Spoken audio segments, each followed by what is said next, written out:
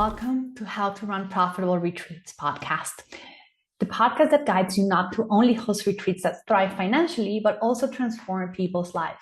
I'm your host, Lainey Cavazos, and each week I bring you the best strategies and personal insights to help you create retreat experiences that transform lives, both your clients and your own. In our journey together, we'll dive into the secrets behind successful retreats, from crafting a unique atmosphere to mastering the logistics that ensure profitability. Whether you're tuning in for inspiring interviews with leading retreat experts or seeking actionable advice in our solo episodes, this podcast is your go-to resource for turning your retreat visions into reality. Don't miss out on any of our episodes and subscribe now. For more tools and a free guide on creating your own six-figure retreat business, visit theretreatplanner.com. Now let's get started and make your retreat dreams come true.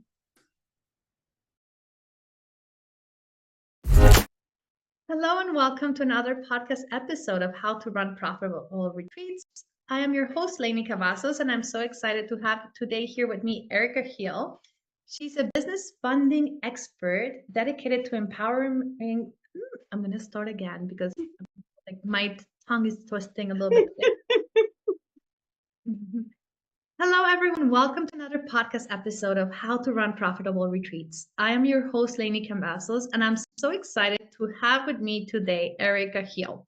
She's a business funding expert dedicated to empowering female business owners to grow and scale without risking personal credit. And I mean, like everyone who's listening to this, just think about it for a second. Like, what would it feel like if you actually put personal credit inside of your business and it does not work out, or you start feeling so stressed about paying that personal credit that then you freeze and then you don't do anything, right? So Erica has here the solution for you. And Erica, thank you so much for being here today. You're so welcome. You're so welcome. Erica, tell us a little bit about why a business owner needs to get some funding for your business. Like why would you do that rather than just, pay it from your own bank account? You know what? I get that a lot. And what I realized, I used to do this too because no one ever taught me anything about money. And I started my business because I was passionate about what I did, but I really didn't understand the difference between, being a business owner and being an entrepreneur. They're two different distinctions. And because of that, everything that I did, I was bootstrapping my business. So the money that came in the business went right back out the business because, I was bootstrapping my business. Everything was funded from either my business checking account or my personal credit cards because I didn't know any difference. But as I start working with a lot of wealthy clients, what I realize is that they weren't operating their business the way that I was operating mine. And I was also, let me tell you this, I was also taught that debt was bad. So to me, having like business funding, even though I was using my own personal credit cards, for some reason it just, I don't know, I didn't think about, you're already in debt, you're already using debt, but I don't know, I just didn't, 2 and 2 wasn't 4 then, it was like 2 and 1, I don't know, the math wasn't mathing. But what I realized is how they were running their business is they were leveraging other people's money. So they didn't use their personal business checking account for anything. They weren't swiping their business debit card. They were using business credit cards. And then they would turn around and pay the business credit cards from their business checking account. So it was one step that they had in place that I didn't, that I was missing, that made all the difference in the world. And because of that, now they were able to take money, like they were giving reward points, cash back for using somebody else's money. Whereas with me, when I used my business debit card, when the money was gone, and I didn't have anything to show for it. So it was just a difference in the mindset, like, oh my gosh. Another thing too that I realized is I was always worried about ruining my personal credit. Because in college, like I said, no one really ever taught me about money. I kind of learned on my own. So in college, I got a credit card, didn't have a job, didn't tell my family, and hey, I ended up with bad credit. So that always stuck with me. Like, woo, I got to be careful. I don't want to ruin my credit anymore. Not understanding that when you're using your personal credit card to fund your business, you have a higher chance of ruining your credit because every time you swipe that card and your utilization goes up, guess what? Your credit scores go down. So it Mm. was just a miseducation. I just didn't know, you guys. I just didn't know. Well, that's amazing, Erica. But I think let's just take a step backward. And if you can help people, like what's the big difference between an entrepreneur and a business owner? Because I know a lot of people in the audience might be in that space, like, am I an entrepreneur or am I a business owner? Right? Like, what's the big thing that makes it very different? So an entrepreneur is someone that basically was like me. They started a business because they were very, very passionate about what they did, but they don't have the systems and structures in place. For instance, you may be running your business, but you may not be tracking your numbers. Like a lot of my clients are really entrepreneurs. They think they're business owners, but they're entrepreneurs. They make very good money in their business, but they're all over the place. And a lot of them are women. And what I hear them say a lot is, Erica, I'm not good with money. I'm not good with them. I'm not good with numbers. Yeah. So they have these goals that they want to achieve every month, but I always ask them, well, how are you going to meet those goals if you don't know the measurements? Like, how can you actually move what you're not measuring? How do you know if you're profitable or not if you don't know the numbers in your business? That's one thing. Another thing is bootstrapping your business, like having everything come out of the business account without having systems and strategies in place.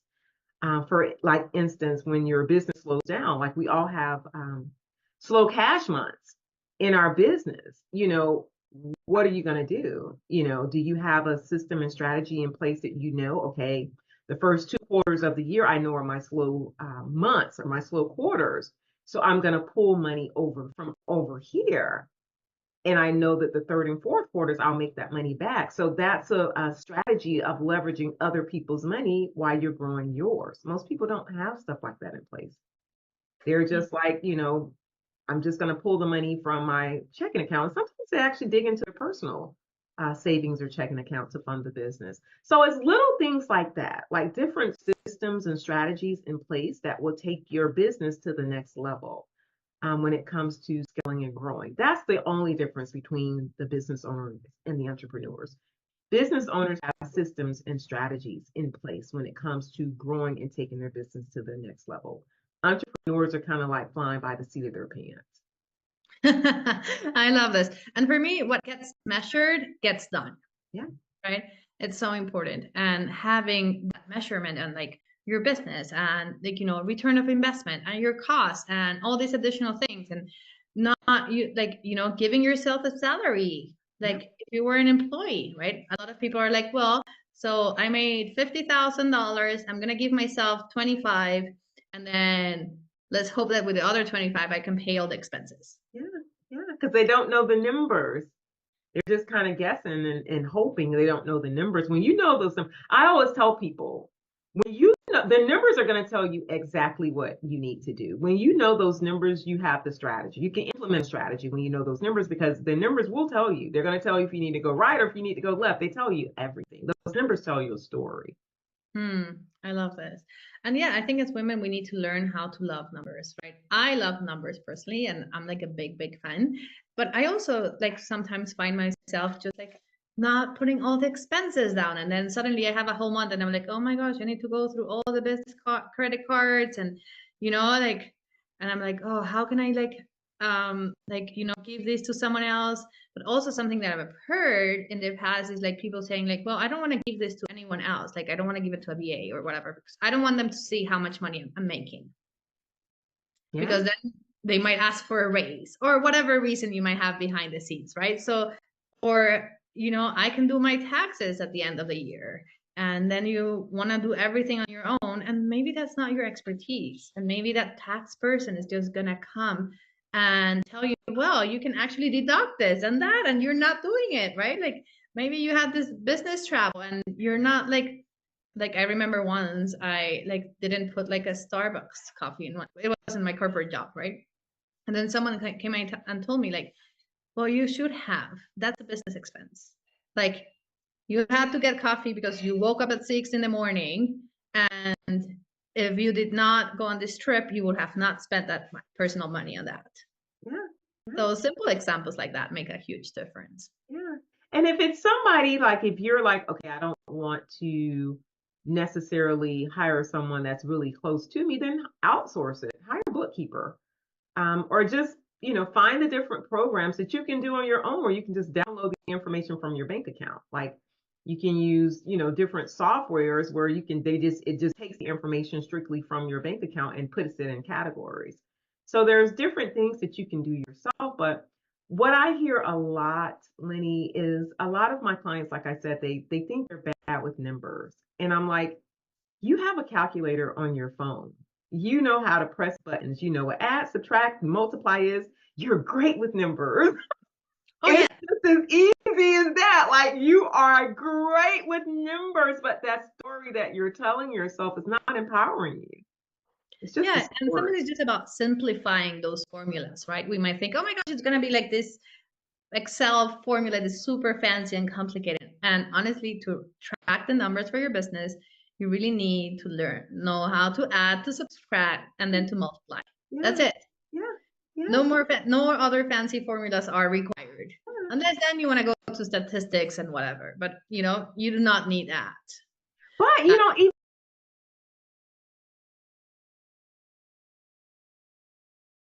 way, that is it. It's very, very easy. Very easy. I love this. Now let's go back to the part of like people actually getting funding. Um, like when would you see a business, like in which stage of their business you would see someone being like, okay, yes, I need to get funding. Is it from the beginning? Do you need to have like proof of concept, right? Like, is it working? Is it generating as, like, are there certain things that you're like, okay, now I'm ready to actually go and look for funding? So you can get funding as a startup company. Me personally, I don't like that. I don't suggest that with my clients. And the reason that I say that is my thing is I want to teach you the difference between good debt and bad debt. My job is not to get you into debt, but to show you how to leverage debt. So you have to understand how to manage debt. And this is just me personally, it works for some people. I just am not a good proponent. I'm not a great proponent for it. But if you're somebody that's just starting a business and you don't know like what you're doing to generate income, you're kind of like flying by the seat of your pants, you don't know what's working, what's not working, I wouldn't suggest that you add debt into that equation. Because now you have a bill that you have to pay every month and you don't have income coming in to sustain that bill. So that's, to me, that's the easiest way for you to go into debt, and that's considered bad debt. Right. If And that you're makes some, a lot of sense. yeah. If you're somebody that actually has a business, you're generating revenue, you may want to scale and grow. Business funding is a great way for you to take your business to the next level, because now you don't have to rely on, your customers, waiting for a customer to pay or something like that before you can start to, grow the business. You're not limited. That's what I would say. But even at that, it's still, you will grow even quicker once you know those numbers. Um, and I get a lot of clients that come to me and they're like, well, Erica, I want to scale and grow. I want to hire a team, or, I want to increase my marketing efforts and things of that nature. So when I'm asking them the questions like, well, what's your return on investment? What's your cost per acquisition? They can't tell me those things. And I'm like, okay, so the concept sounded good. You want to hire a team, you want to increase your marketing, the concept sounds good, but how much money do you know that you would need if you don't know those numbers? Yeah. So knowing those numbers mean everything, because they're going to, like I said, the numbers are going to tell you exactly what you need to do. And I love that you brought the cost of acquisition as an example. So I'm gonna break it down for all of you because sometimes we tend to like speak in lingo, and it's amazing and I love it. But also we need to like, sometimes like you might not know the word, and because you don't know the word and what it means, you're not tracking it. Mhm. So let's just simplify that for any of those of you who are listening that do not know what the cost of acquisition means. This means how much money does it cost you to get a new client in your business, right? So, and I'm gonna throw some numbers here because I love numbers. So your cost of acquisition for someone on an organic reach is the average for in a coaching business is between $0 to $500. So that new client that you think paid you $200 and was absolutely amazing because you have $200 in your bank account might have costed you $500. So you're actually at a loss.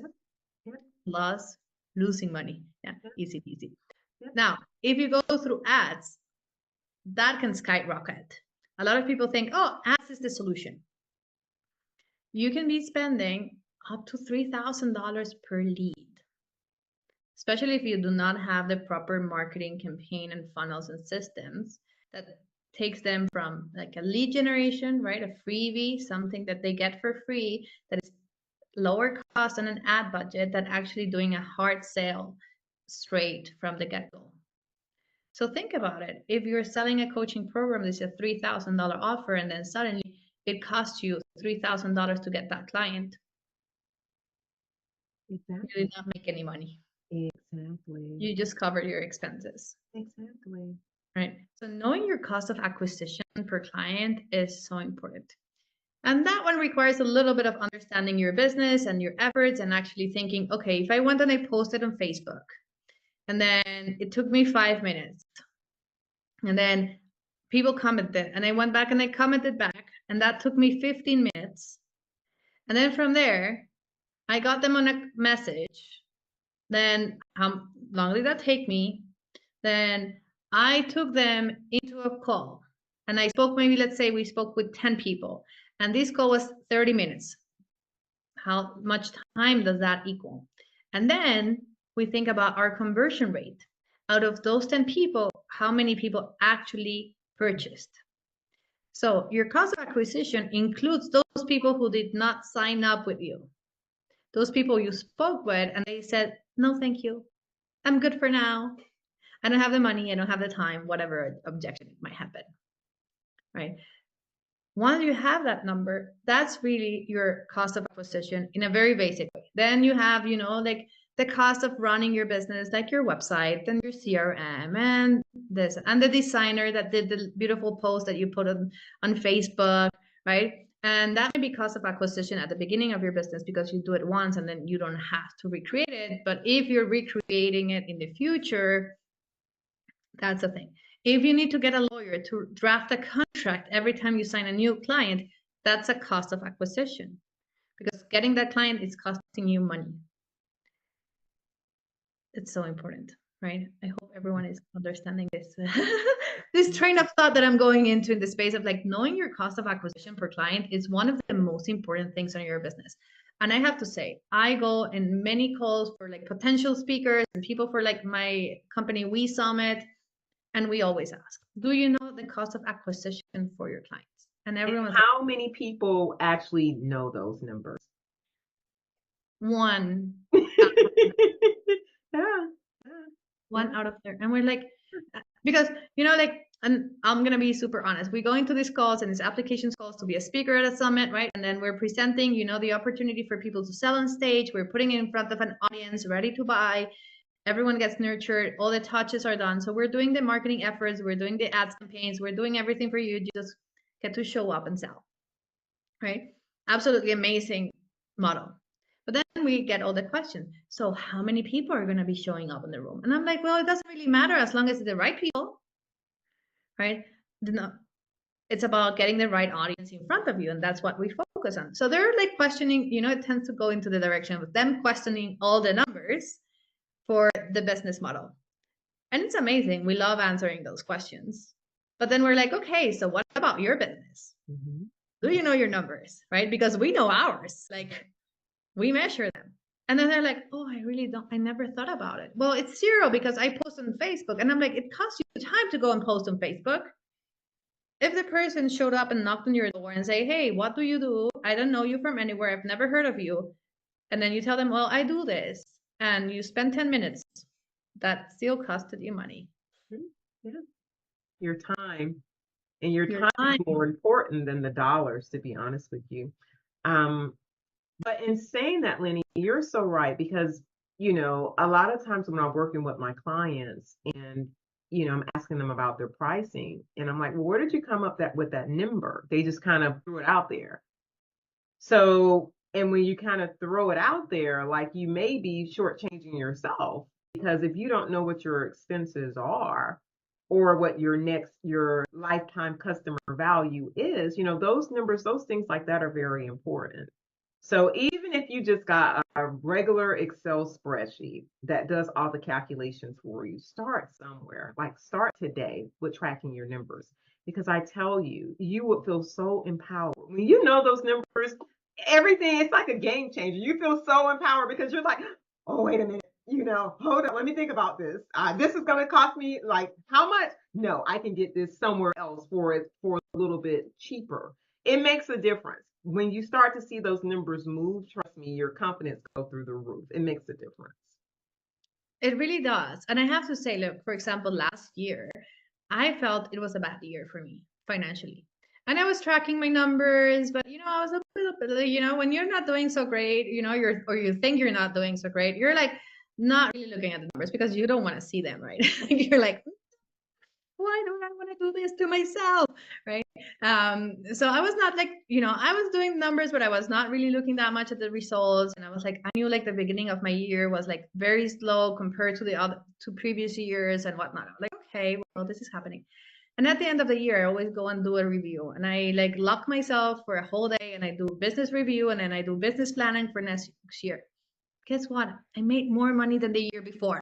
Oh, wow. Oh, wow. And my mind was like less like I did not launch programs for the first 2 quarters of the year, right? My mind was like, well, you did not launch anything for like half of the year. Of course, you're not making more money, right? It was a lie. It was Wow. a big, big lie. So anyone here is like thinking, oh my gosh, but what if I get these like numbers that I don't like? Well, then ask yourself, what if actually go and look at my numbers and I did better than I thought I did? And what if I can use that to push me for next year and be like, oh my gosh, I'm gonna kill those numbers next year. Yeah, yeah. Because those numbers tell you exactly what you need to do. So you know how many clients you had, you know what your expenses were, you know what your price points were. So if you're like, well, next year I'm gonna double that, or whatever the number may be. Once you look at those numbers, it'll tell you, oh, maybe I need to increase my prices. Or hey, a lot of my clients was asking for XYZ. I wasn't offering that, so maybe I can add that in as another offer, and if I sign these many clients, this will increase my revenue by XYZ. So those numbers are like, they're like your stepping stone. Like really, they're like your flashlight in your business. They show you exactly where you need to go. And I love this because so many times we're thinking about like, oh yes, I need to create my customer journey and the life cycle journey of my customer, like, and how do they stay until forever? And you're doing the same thing over and over again next year. And then people are saying, hey, how can I get some additional support? How can I do this, right? How can I move to the next layer with you? How can I keep working with you? How can I have an advanced level with you? And then you're like, no, my business plan does not include that. Like, this is it. And then doing those reviews let you see like the gaps and the opportunities that you have lying in front of you. Like, Erica, we've had conversations before, and like it's like for me, it's all about like loyalty marketing, right? It's how you manage your relationship with your clients. And I do not get tired of telling people that loyal customers spend 67% more than non-loyal customers. You might be leaving $67 per dollar just by not nurturing your clients that already exist, the clients that you already have in your space. Wow, that's deep. I It's didn't know that massive. myself. It's massive, right? So, like, the year before, I actually launched a continuation of my group program. And some people signed up from scratch and they just needed that continuation. Half of my group stayed on for the continuation. Oh, wow. Oh, They wow. were like, oh my gosh, thank you. This is exactly what I needed. I needed additional support. I needed more time with you. They signed up. Wow. I And love it. I just said, hey, by the way, I'm doing this just after we finish this. If you are interested, let me know. Hands were raising. I'm Wow. like, okay, this is what it is. And then people were like, okay, I'm paying. It was such an easy transaction in a beautiful, beautiful way. Yeah. Yeah. I There love was, it. it was seamless. It was Yeah. just, and guess what? They came, they were highly engaged. So anyone who was new were super highly engaged as well. And they were learning from them.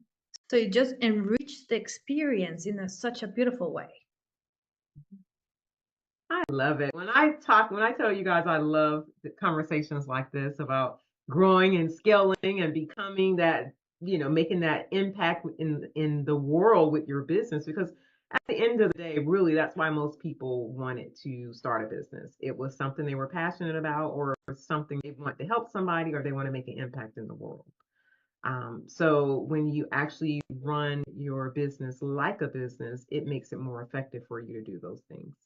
I love what you just said, like run your business like a business. And I usually talk a lot about moving from freelancer to entrepreneur. And it's amazing that we're talking now about moving from entrepreneur to a business owner because there's different stages, right? In this space. So I think this is so, so important that you're mentioning is like really running your business like business. So now my last question here would be, so if someone wanted to like go get funding for their business. And then, of course, you will get to know how you can do that with Erica. But what would be like the requirements that someone would need to have in order to, go through that avenue and like really stepping into this place and getting funding for their businesses? So what I see time and time again that stops people from getting funding, and I've had clients or people that work with me that didn't get funding prior to working with me that had like 700, 800 credit scores and they were getting denied and they couldn't understand it. It's because they didn't have their business structured properly. So Mm. it's two things that the lenders actually look for. And they look at the way the business is actually structured and they look at your personal credit history. Now, if you've gotten to a place where you have established, business credit and you don't have to use your personal credit report as a personal guarantor, that's fine. But that takes a while. That's not something, a lot of people say, oh, get funding with your EIN number only. Where they're not telling you is that you can't use, that's not traditional lending. So you may be able to get like 30, 60, or 90-day trade line accounts, but you can't just go out and use that anywhere with that particular, it's like a vendor account. That's what Mm. they're not telling you. And in order for you to build business credit where it's running off the EIN number only, you need a mixture of loans, you need a mixture of lines of credit, you need a mixture of trade lines. So that takes years for you to get to that point. However, that's where you want to be. And the reason that I say that is because when you get your business set up in a way that it's running off the EIN number only, let's say 5 years from now, you wanted to sell your business. Guess what? You can include that in your business valuation because you've just increased the valuation of your business because the next owner that comes in to buy the business, they already have business credit established. You've already done that for Right. them. So a lot of people don't understand the importance of that. Like, look, you may not want to be in your business for 20, 30, 40 years. You may want to sell it in 2 years and make a profit. Well, if you have that business credit proponent in there where it's off the EIN number, guess what? You just increased the valuation of the business itself. But the way that you structure the business is extremely important. And a lot of people have businesses that are in high risk arenas. Like if you're in logistics, trucking, rental properties, stuff like that, that's considered high risk. Okay. So if you're like ABC, my company's name is ABC Rental, guess what? You're in a high risk. So you can have 850 credit scores and you could be generating $500,000 a month and still get denied because the lenders are looking at that industry as a whole and saying, oh no, this industry is high risk and we're not going there. So it's little things like that. Or I see a lot of times people are operating from their personal cell phone.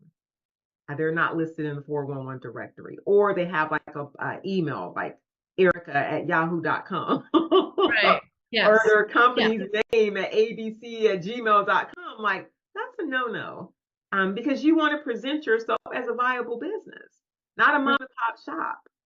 So, and now I have a question, like, this just came to mind. So, for example, a lot of people in this who listen to this podcast are like in the coaching, wellness, therapist business. With like, is that in the high risk, like where is like, is that position in a place where, like, of course, depends your business structure. On what type of coaching, what type of consulting, what type of therapy. It depends on Okay, wow. the category. Coaching itself normally is, neutral, but it depends on what type of coaching. Like if you're a coaching for, a real estate coach or something like that, that could be considered high risk. So it depends on what type of coaching, you have. And another thing too, the NAICS code, that's like the industry code that you assign to that particular business that you have. If that NAICS code is considered a high risk, they'll flag you for that too. So it's little things like that. It's just, and I get 95% of the people that I work with, 9 times out of 10, they're not structured properly at all, period. Oh, so Erica, this just tells me one thing. People need you. That's it. Easy solution. Don't figure it out on your own. Just talk to Erica.